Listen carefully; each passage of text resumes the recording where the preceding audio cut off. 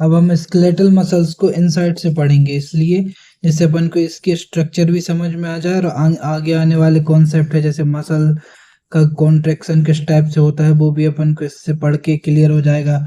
और इसके अंदर जो थिन थिन लेयर होती हैं जैसे एक्टिन हुआ या थिक मसल फाइबर मायोसिन, उसके बारे में यहाँ पे जानकारी मिलती है। तो आइए स्टार्ट करते हैं। इसमें है कि let us examine a skeletal muscle is detail to understand the structure of mechanism of contraction. देखो अपन को स्केलेटल मसल्स को क्यों पढ़ना है, ताकि अपन को आगे समझ में आ जाए कि कॉन्ट्रैक्शन जो मैकेनिज्म होता है, स्लाइडिंग फिलामेंट थ्योरी जो होती है वो इजीली अपन को समझ में आए। फिर इसके बाद है each organised skeletal muscle in our body is made up of number of muscle bundle. देखो जो अपनी जो वो एक मसल है उसमें बहुत सारे मसल बंडल होते हैं, उनके एक और नाम क्या है, फेसिकल। इसको डायग्राम से देखते हैं जिससे अपन को एकदम रिकॉल हो जाए। ये जो आपको गोल गोल स्ट्रक्चर दिख रही है इसको बोले ये एनसीईआरटी ने मसल फाइबर है। यहाँ पर ये जैसे एक ये है, इसके बाजू में एक ये है और उसके नीचे है एक ये, इन सबको बोला है मसल्स के बंडल। फिर इसके बाद नेक्स्ट देखते हैं, held together bye a common collagen connective tissue called fascia. देखो ये आपस में काय से जुड़े रहते हैं, एक टिश्यू से जुड़े रहते हैं जिसको फेसिया कहते हैं। इसको भी अपन डायग्राम से समझने की कोशिश करते हैं। ये जो इनके बीच में स्ट्रक्चर दिख रही है ब्लैक कलर से, जो मैं आपको शो कर रहा हूँ, जो इनको आपस में जोड़े रखी है, इसको एनसीईआरटी ने नाम दिया है फेसिया। और ये जो ये देखो गोल वाली स्ट्रक्चर तो आपको पता है इसको क्या बोल रही है इसने, मसल बंडल। और इसको जो टिश्यू ये जो बीच का कनेक्ट किया हुआ है इसको बोला है इन्होंने फेसिया। इस बीच के टिश्यू को एनसीईआरटी बोलती है कि ये है फेसिया, जो अलग अलग मसल बंडल को आपस में जोड़ने का काम करता है, इसलिए ये टिश्यू का बना होता है, इसका नाम हो गया कनेक्टिव टिश्यू फेसिया। पर नेक्स्ट देखते हैं, each each muscle bundle connect contents a number of muscle fibre. देखो एक मसल बंडल में अलग अलग मसल फाइबर होते हैं। जैसे आपको ये एनसीईआरटी बोलती है जो बड़ा वाला है ये क्या है, मसल बंडल। इसमें जो आपको रेड रेड छोटी छोटी स्ट्रक्चर दिख रही है ये हो गई अपनी मसल फाइबर, ये हो गई मसल फाइबर, ये हो गई मसल फाइबर। एनसीईआरटी ने ये नीचे बना के दिया है। देखो ये हो गया अपना एक अंदर का ये मसल फाइबर, ये वाली स्ट्रक्चर हो गई अपनी मसल फाइबर, या जो यहाँ पे ये निकली हुई है सामने की ओर ये गोल स्ट्रक्चर ये हो गई अपनी मसल फाइबर। अब मसल फाइबर क्या बोलता है, each muscle fibre is lined by a plasma membrane called sarcolemma. अब देखो जो मसल फाइबर है उसका जो प्लाज्मा मेम्ब्रेन है उसको उसने सार्कोलेमा नाम दिया है, इंक्लोजिंग द सार्कोप्लाज्म। तो जैसे अपनी नॉर्मल ह्यूमन सेल होती है, तो ह्यूमन सेल की एक सेल मेम्ब्रेन होती है और उसके आसपास क्या होता है, साइटोप्लाज्म। तो ऐसे ही यहाँ पे मसल्स में क्या है, उसकी सार्कोलेमा उसकी मेम्ब्रेन हो गई और उसमें जो लिक्विड हो गया उसको बोलते हैं अपन सार्कोप्लाज्म। फिर इसके बाद लिखा है muscle fibre is a syncytium as a sarcoplasm contents many nuclei. देखो अपनी जो नॉर्मल सेल है उसमें एक न्यूक्लियाई होता है, जबकि यहाँ पर बहुत सारे न्यूक्लियाई बोला है। The endoplasmic reticulum is sarcoplasmic reticulum. अपना जो नॉर्मल सेल में एंडोप्लाज्मिक रेटिकुलम है वो यहाँ पे सार्कोप्लाज्मिक रेटिकुलम हो जाता है। तो अपन इसको अपनी सेल से कंपेयर करके देखते हैं तो अपन को याद रखने में आसानी होगी। यहाँ पर अपन मसल्स को और अपनी सेल्स को कंपेयर करके देखेंगे। जैसे देखो ये मसल है, मसल के ऊपर आपको ये लेयर दिख रही होगी, ये ट्रांसपेरेंट लेयर, इसको इसने बोला है क्या, सार्कोलेमा। फिर इसके अंदर ये जो आपको अलग अलग न्यूक्लियस दिख रहे होंगे, एक ही मसल सेल में बहुत सारे न्यूक्लियस हैं इसलिए इसको मल्टी न्यूक्लिएटेड बोलते हैं। फिर माइटोकॉन्ड्रिया इसमें भी होती है, अपनी नॉर्मल सेल में भी होती है, लेकिन यहाँ के जो अपना जो ये एंडोप्लाज्मिक रेटिकुलम है वो यहाँ पर क्या कहलाता है, सार्कोप्लाज्मिक रेटिकुलम। और उसके अंदर आप देख सकते हो रोड लाइक स्ट्रक्चर मायोफाइब्रिल, ये मसल फाइबर की एक स्ट्रक्चर है, ये अपनी नॉर्मल सेल। तो अपन मैंने इसमें जो बेसिक डिफरेंस होते हैं उनको यहाँ पर टेबल में बना दिया है, रिकॉल करने में आसानी होगी। जैसे देखो अपनी जो नॉर्मल सेल उसकी मेम्ब्रेन सेल मेम्ब्रेन, तो यहाँ पे सार्कोलेमा। और अपना जो यहाँ पे जो लिक्विड होता है उसको बोलते हैं अपन साइटोप्लाज्म, और यहाँ क्या बोलेंगे, सार्कोप्लाज्म। ऐसे ही एक और देखते हैं नीचे, यहाँ पे एंडोप्लाज्मिक रेटिकुलम, जबकि यहाँ पर क्या बोला जाता है, सार्कोप्लाज्मिक रेटिकुलम। और ऐसी जो अपनी सेल है उसमें अपन जानते हैं एक न्यूक्लियस होता है, यहाँ पे आप देख सकते हो एक न्यूक्लियस दिख रहा है। जबकि यहाँ पर क्या होता है, मल्टी न्यूक्लिएटेड होता है। तो ये टेबल से अपन को दोनों में बेसिक डिफरेंस समझ में आ जाएंगे। तो देखो अपना जो एंडोप्लाज्मिक रेटिकुलम था, उसमें क्या होता है, वो उसमें राइबोसोम होते हैं, इसलिए वो क्या होता है, प्रोटीन का सिंथेसिस करता है। यहाँ पे जो सार्कोप्लाज्मिक रेटिकुलम है, उसको बोलते हैं अपन store house of calcium ion. ये कैल्शियम आयन का स्टोर हाउस होता है, जो जिससे मसल्स की एक्टिविटी कंट्रोल होती है। इसके बाद है, a characteristic feature of the muscle fibre is presence of large number of parallelly arranged filament of sarcoplasm called myofilament और मायोफाइब्रिल। देखो जो इसके अंदर जो रोड लाइक स्ट्रक्चर अपन ने भी डायग्राम में देखा था, उसको क्या बोलते हैं, मायोफिलामेंट या मायोफाइब्रिल। एक बार फिर से अपन इसकी स्ट्रक्चर देख लेते हैं। यहाँ पर ये सार्कोलेमा, जो सार्कोलेमा क्या है, इसकी प्लाज्मा मेम्ब्रेन है।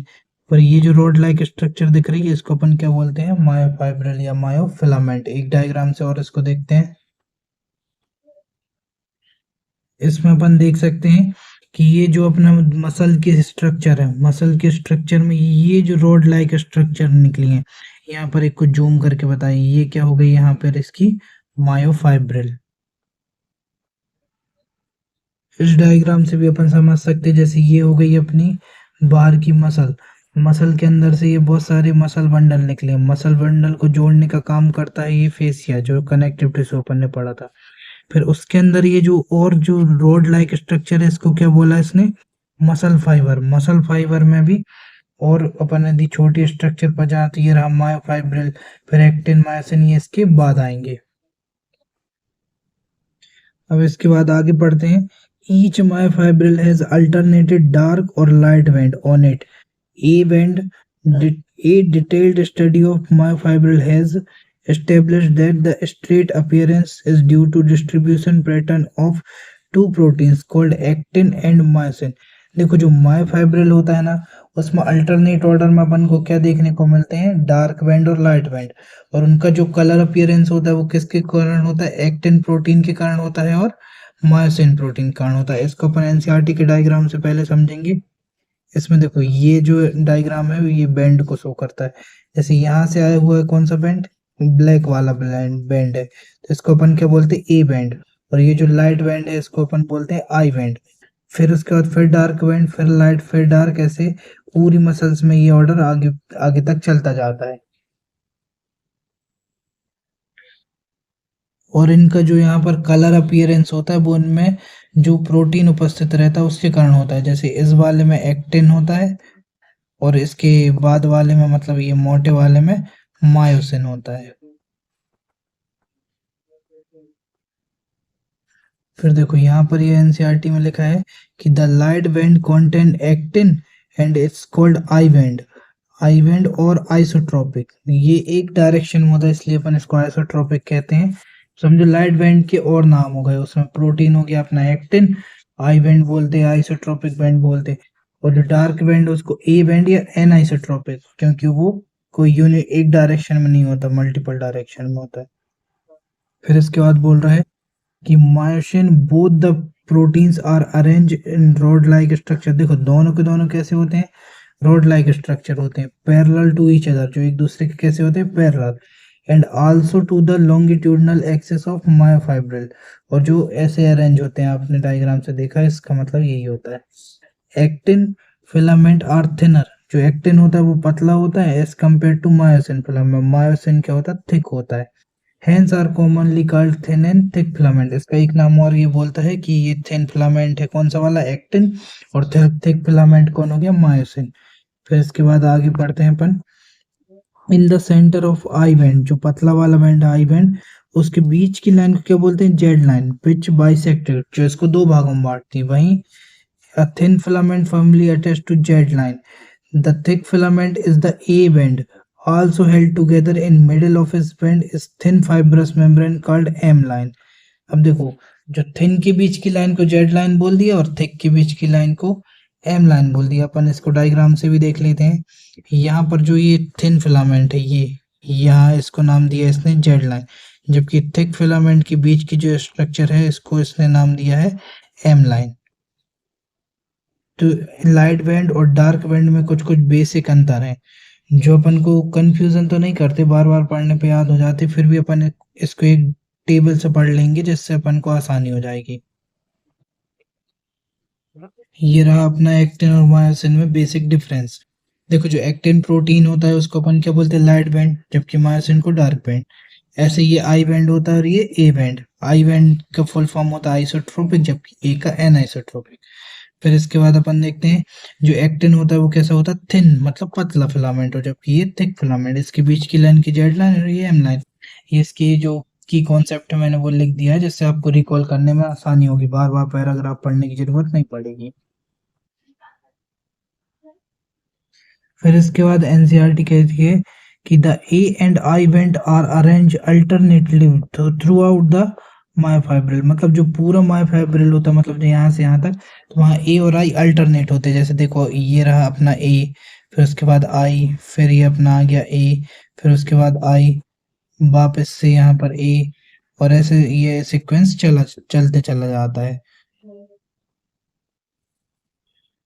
इसके बाद है the the function unit of,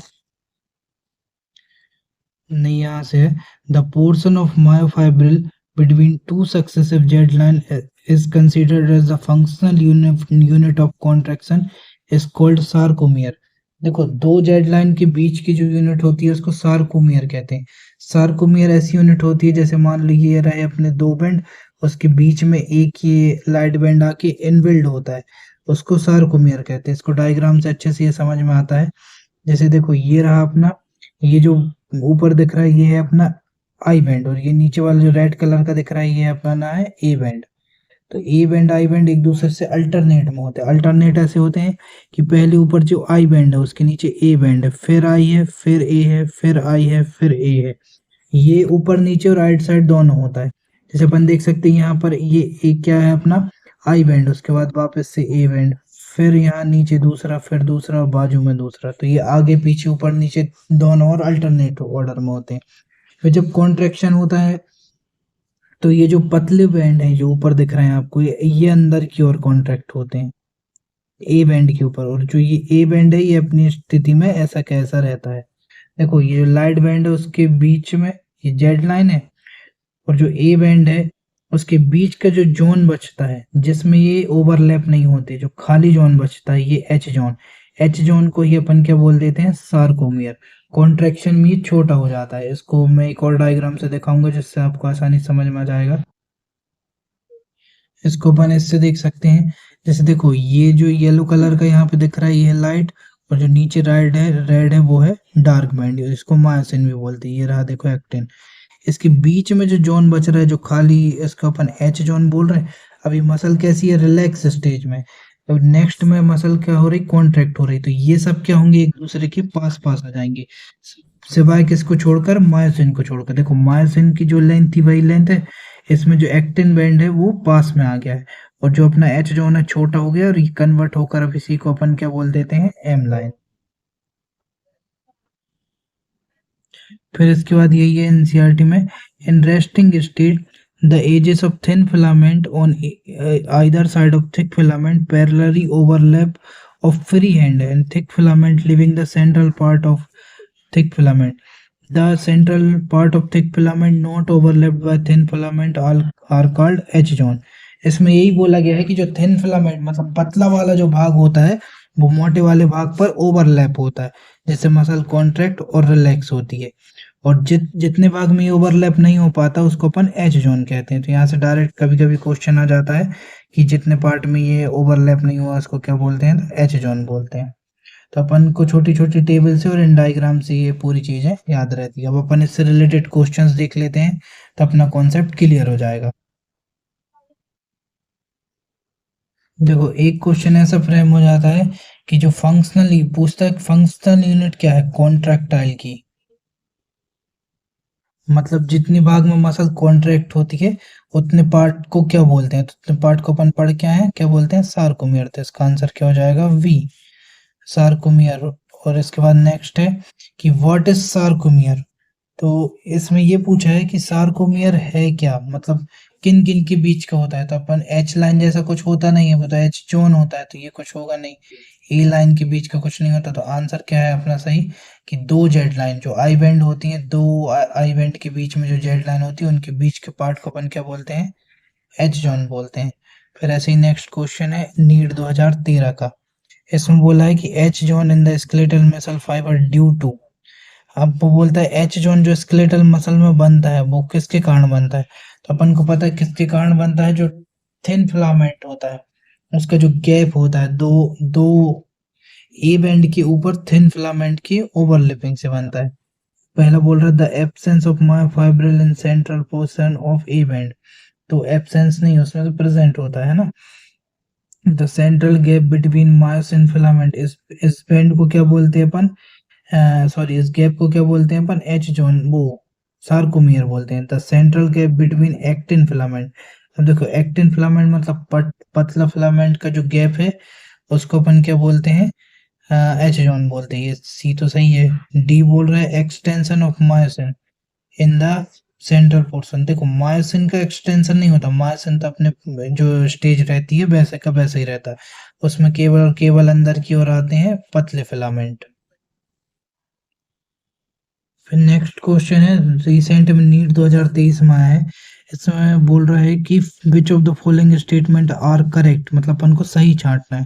देखो पहला ऑप्शन है कि muscle bundle are held together by collagen connective tissue layer called fascicle, गलत। उसको क्या बोलते थे अपन, फेसिया, तो ये तो हो गया गलत। फिर बोल रहा है sarcoplasmic reticulum of muscle fibre is store of calcium ion, सही है। जो सार्कोप्लाज्मिक रेटिकुलम है वो स्टोर ऑफ कैल्शियम आयन, और जो एंडोप्लाज्मिक रेटिकुलम है उसमें क्या मिलता है, प्रोटीन।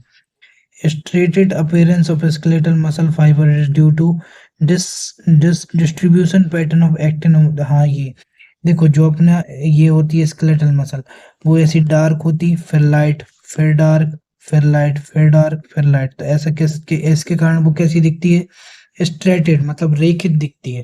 तो वो इन दो प्रोटीन कारण होता है, एक एक्टिन एक मायोसिन, तो सी वाला भी सही है। फिर इसके बाद डी ऑप्शन देखते हैं, M line is considered as functional unit of contractile called sarcomere. M line जो बनती है वो सार्कोमियर के बीच में बनती है, यहाँ तक तो सही है। तो ये फंक्शनल यूनिट नहीं, एम लाइन को अपन फंक्शनल यूनिट नहीं कहते। एम लाइन तो किसके बीच में बनती है, ए बैंड के बीच में बनती है, तो ये भी गलत हो गया। तो आंसर है इसका क्या सही है, बी एंड सी। तो बी एंड सी अपन को ऑप्शन फर्स्ट में ही दिख रहा है, तो ए लगा देंगे। जैसे यहाँ पर वही क्वेश्चन पूछा है कि व्हाट इज सार्कोमियर, तो अपन को पता part between two Z line, answer is D. फिर इसके बाद एक और क्वेश्चन है the functional unit of contractile system of straight muscle, ये बार बार ये क्वेश्चन है, तो इसका आंसर क्या आएगा, ये डी। अब इसके बाद अपन ने जो दोनों प्रोटीन पढ़े हैं, एक्टिन प्रोटीन और मायोसिन प्रोटीन, इनके स्ट्रक्चर को समझ लेते हैं कि इसमें स्ट्रक्चर किस टाइप की होती है, कौन कौन से अदर प्रोटीन इससे आकर जुड़ते हैं।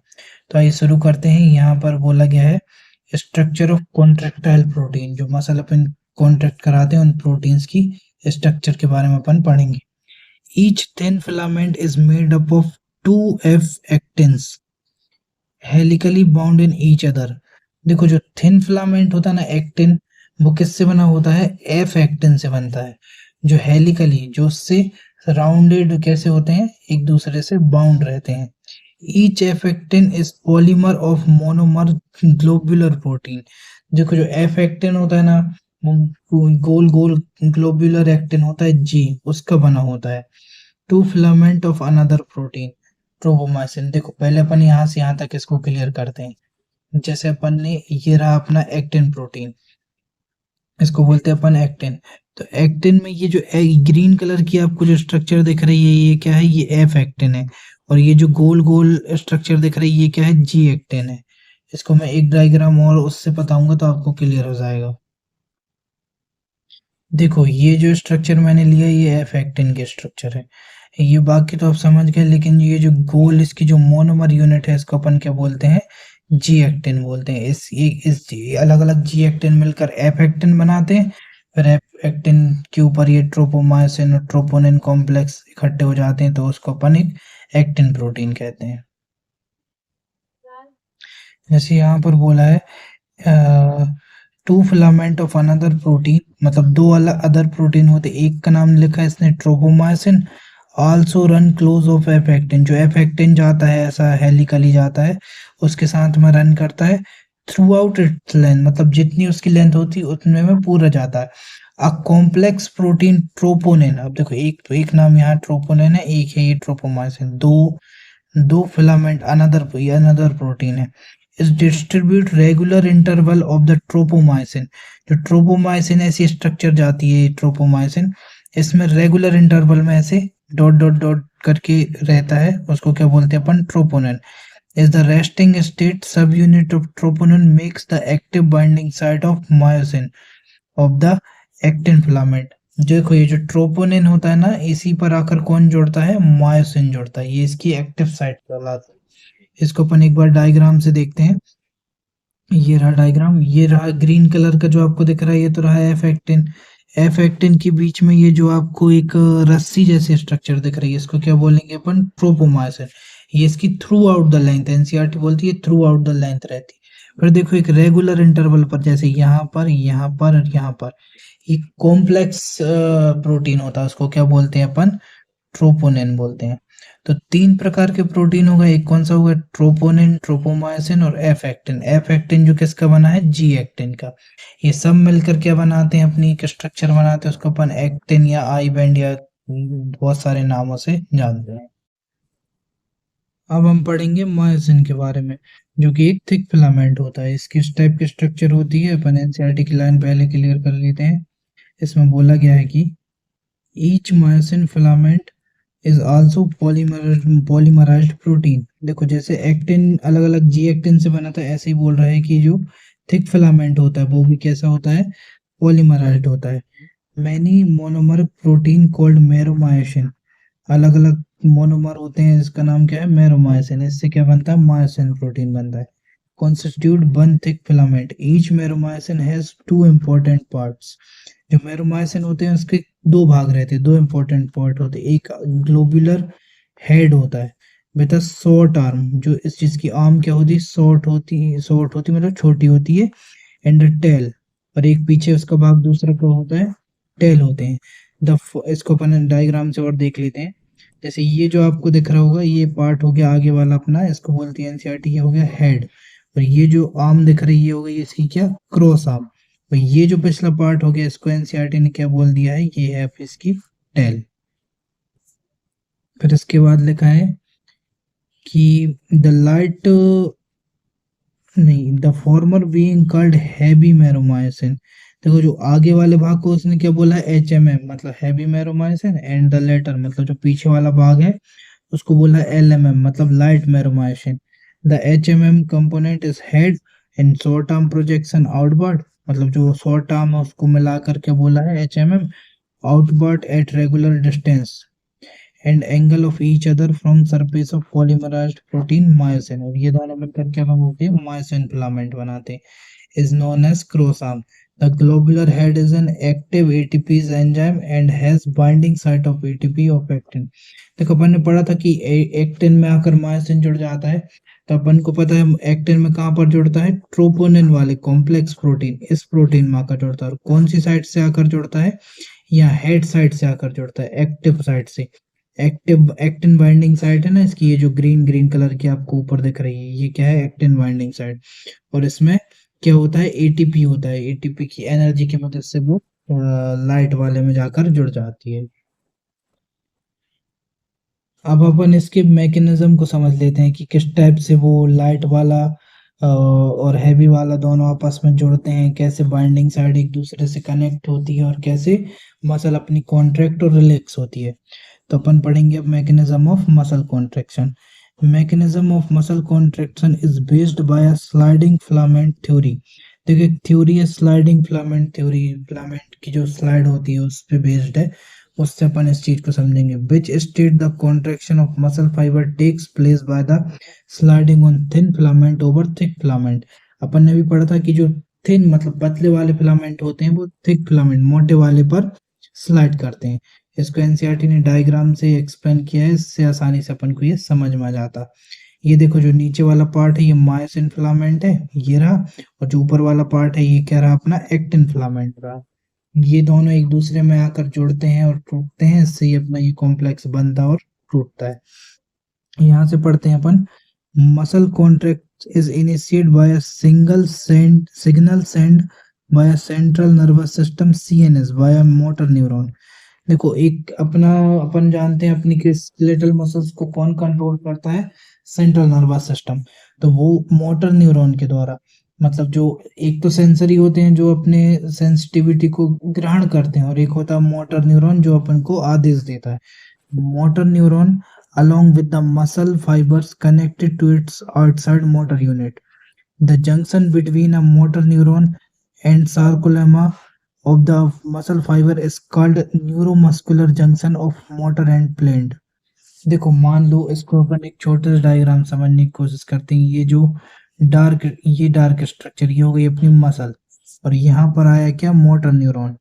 तो ये देखो ये हो गई अपनी मसल और ये हो गई अपनी न्यूरॉन। तो उसके बीच के जंक्शन को इसने क्या बोल दिया है, न्यूरोमस्कुलर जंक्शन। यहीं से सिग्नल्स और मोटर्स का आदान प्रदान होता है सेंट्रल नर्वस सिस्टम या पेरिफेरल नर्वस सिस्टम के साथ। तो देखो अपन देखते हैं यहाँ बोला है कि the neural signal reaching the junction release by a neurotransmitter called acetyl choline. देखो ये केमिकल से ये वो होगा, रेगुलेट होगा, उसको क्या बोले इन्होंने, neuro transmitter which generates action potential in sarcolemma. Sarcolemma क्या हो गई अपनी मसल्स की, जैसे मान ली मसल है अंदर, ये मसल्स की जो मेम्ब्रेन है इसको वो क्या बोल दिया अपन ने, सार्कोलेमा।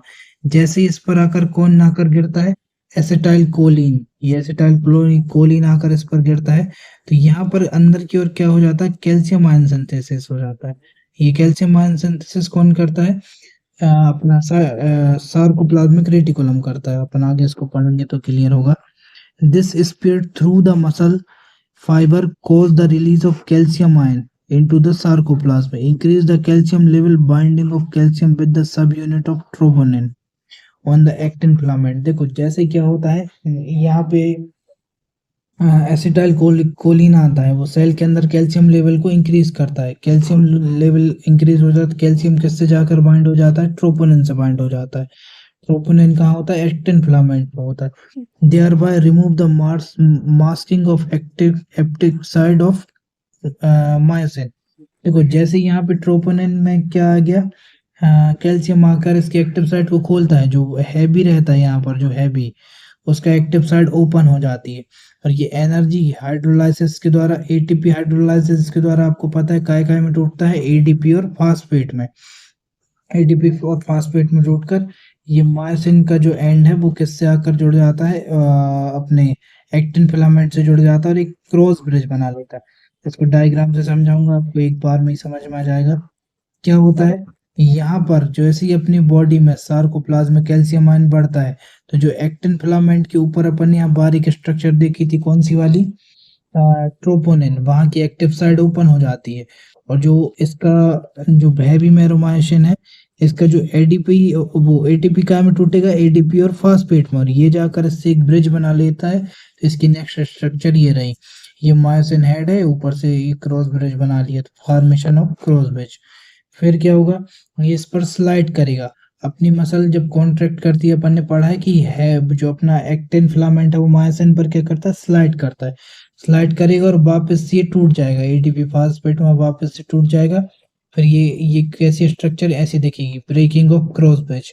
जैसे ये यहाँ पर प्रोटीन टूटा, मतलब एटीपी टूटी काय में, एडीपी और फास्फेट में, ये दोनों वापस से अलग हो जाएंगे। जो ब्रिज यहाँ पर फॉर्म हुआ था वो यहाँ पर टूट जाएगा, और वापस से ऐसी स्ट्रक्चर आ जाएगी जो नेक्स्ट स्टिमुलेशन या नेक्स्ट इनिवेशन के लिए तैयार रहेगा।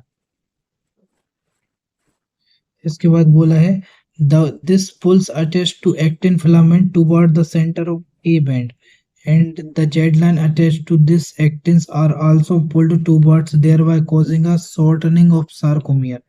देखो अपन एक स्ट्रक्चर पढ़े थे, मैं आपको फिर से दिखाता हूँ उसको। देखो यहाँ पर एनसीईआरटी ने स्ट्रक्चर दी है। इसमें ये ऊपर वाली कंडीशन कौन सी, रिलैक्स कंडीशन। रिलैक्स कंडीशन में ए बैंड आई बैंड अपने अपने रिलैक्स होते हैं, जेड लाइन अपना रिलैक्स होता है। जेड लाइन की जो बीच का स्पेस है इसको अपन सार्कोमेयर कहते हैं।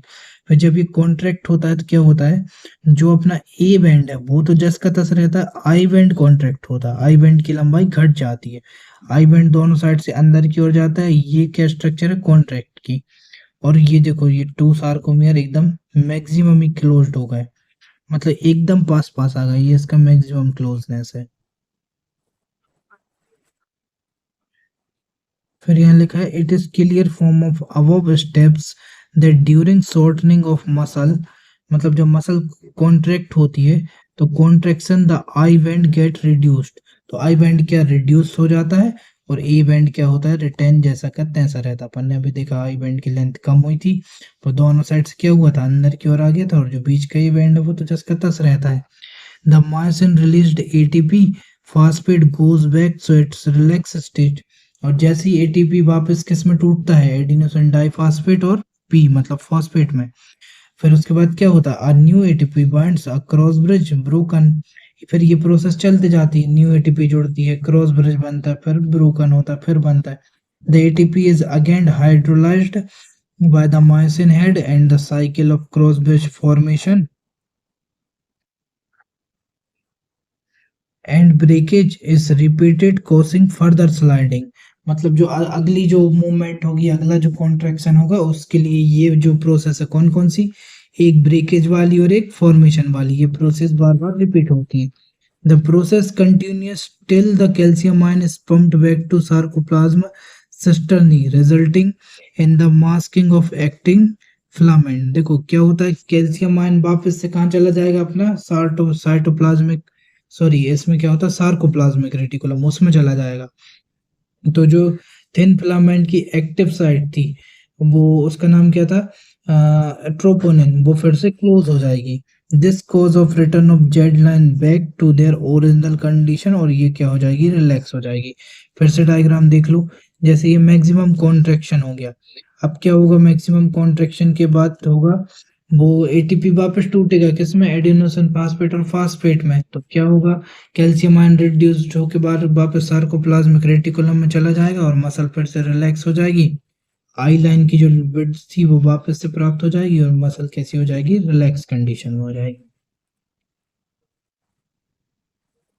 फिर ये बोल रहा है the reaction times of fibre can very in different muscle. तो देखो जो इसका रिएक्शन टाइम है, मतलब मसल के कॉन्ट्रैक्ट होने का और मसल के रिलैक्स होने का, repeated activity can lead to the accumulation of lactic acid. देखो ये जो है ना ये वेरी कर सकता है, मतलब कोई मसल जल्दी कॉन्ट्रैक्ट हो सकती है, कोई मसल ये देर देर से कॉन्ट्रैक्ट और रिलीज रिलीज होती है। फिर क्या बोल रहा है, रिपीटेड एक्टिवेशन मतलब बार बार कॉन्ट्रैक्ट और रिलीज होती है। Muscle can lead to accumulation of lactic acid due to anaerobic breakdown of glycogen in them. देखो क्या होता है, बार बार अगर अपन मसल को कॉन्ट्रैक्ट या वो करते हैं, रिलैक्स करते हैं, मान लो अपन जिम करते हैं तो बार बार अपनी मसल कॉन्ट्रैक्ट और रिलीज होती है, तो एक एनारोबिक मतलब अवायवीय घटना होती है, उससे क्या होता है जो ग्लाइकोजन है अपनी बॉडी का वो कन्वर्ट हो जाता है काय में, लैक्टिक एसिड में, और क्या हो जाता है मसल फटिग हो जाता है, मतलब अपन थक जाते हैं, एक टाइम के बाद अपन एक्सरसाइज नहीं कर सकते। तो ऐसा किस कारण होता है, क्योंकि एक एनारोबिक प्रोसेस होती है। फिर ये बोल रहा है कि muscle contacts are red colour oxygen storing pigment called myoglobin. देखो मसल्स में क्या होता है, एक जैसे अपने ब्लड में क्या होता है हीमोग्लोबिन, ऐसे मसल्स में क्या होता है myoglobin. Myoglobin content is high in some of the muscles which gives a reddish appearance. Such muscles are called red fibers। देखो कुछ मसल्स में क्या होता है, ये जो मायोग्लोबिन ज्यादा होता है तो उसमें रेडनेस ज्यादा होती है, क्योंकि मायोग्लोबिन रेड कलर का होता है, तो रेडनेस ज्यादा होती है तो उसको क्या बोलते हैं अपन, रेड मसल्स या रेड फाइबर बोलते हैं। These muscle also contain plenty of mitochondria। देखो इनमें जो माइटोकॉन्ड्रिया होता है वो भी क्या होगा ज्यादा, which can utilizing the large amount of oxygen stored in the ATP production। तो देखो ये जो ATP प्रोडक्शन में जो ऑक्सीजन, जो हाइड्रोलाइसिस से ऑक्सीजन बनती है वो लार्ज अमाउंट में ऑक्सीजन को यूज कर पाते हैं। These muscles therefore can also be called aerobic muscle. इनको क्या अपन बोल सकते हैं, aerobic muscles भी बोल सकते हैं, क्योंकि ये अपनी बॉडी में aerobic कंडीशन में काम करती है। On the other hand, some of muscles possess very less quantity of myoglobin and therefore appear pale or whitish. These muscles are by white fiber. देखो, जबकि इसी के साथ साथ कुछ मसल्स क्या होती हैं, उसमें मायोग्लोबिन कम होता है, इसलिए वो अपन को पीले कलर की या हल्की व्हाइटिश दिखेंगी। इनको अपन व्हाइट फाइबर या व्हाइट मसल्स कहते हैं। अब सीधी सी बात है, इसमें नंबर ऑफ माइटोकॉन्ड्रिया कम होंगे, तो ये लिखा है कि number of mitochondria also few in them but amount of sarcoplasmic reticulum is high.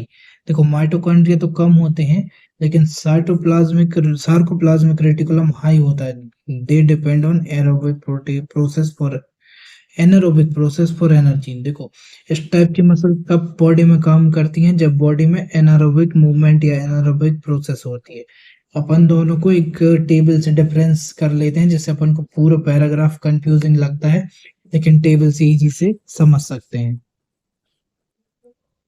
इस डायग्राम में सारी की सारी लाइन क्लियर हो जाएंगी।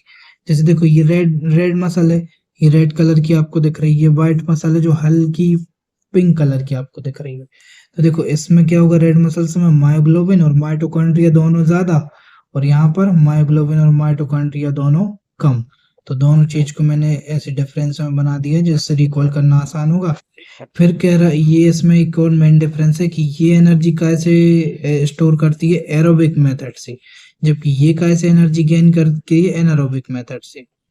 तो ये अंतर को भी मैंने बना दिया। और साथ ही जो व्हाइट मसल्स होती है उसमें क्या होता है, सार्कोप्लाज्मिक रेटिकुलम होता है, जिससे वो अपनी एनर्जी को एनारोबिक कंडीशन में गेन कर पाती है।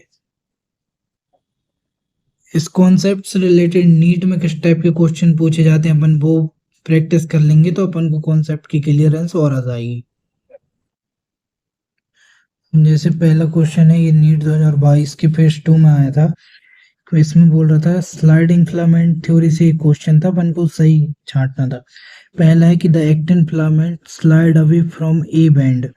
देखो, A band resulting shortening of sarcomere. देखो, सार्कोमेयर की शॉर्टनिंग होती है, ये बात सही है, लेकिन ए बैंड से अवे बोल रहा है, जबकि क्या होता है, ए बैंड की तरफ, दोनों तरफ से ऐसा ए बैंड की और कॉन्ट्रैक्शन होता है। तो पहला वाला तो गलत हो गया। सेकंड बोल रहा है कि actin and myosin filament slide over each other to increase length of. देखो, सबसे पहले तो इंक्रीज नहीं होती, यहाँ डिक्रीज होती है, इससे गलत हो गया। और ईच अदर नहीं होता, केवल कौन कौन कौन कौन स्लाइड करता है, पतला वाला एक्टिन बस करता, मायोसिन नहीं करता। Length of A band does not change, ये सही है कि जो ए बैंड है या बाहरी बैंड है उसकी लेंथ चेंज नहीं होती। फिर बोल रहा है I band increase in length, जबकि क्या होता है, आई बैंड की लेंथ डिक्रीज होती है। एनसीईआरटी की लाइन से क्वेश्चन है, तो ऐसा आंसर इसका सी आ जाएगा। फिर इसके बाद नेक्स्ट क्वेश्चन है, ये आईपीएमटी का ही है, 2004 का पुराना क्वेश्चन है। इसमें बोल रहा है ATPase enzyme needed for muscle contraction is located. जो अपन ने देखा था एटीपेज साइट थी, वो किसमें थी, मायोसिन के हेड के ऊपर जो ग्रीन कलर की थी वो थी। तो आंसर क्या हो जाएगा अपना, सी। फिर नेक्स्ट क्वेश्चन है the contractile protein of skeletal muscle involving ATPs activity is. फिर वही है कि लोकेशन पूछ रहा था, कहाँ कौन से प्रोटीन में था, मायोसिन प्रोटीन में था। फिर नेक्स्ट क्वेश्चन है name of the ion responsible for unmasking of active site.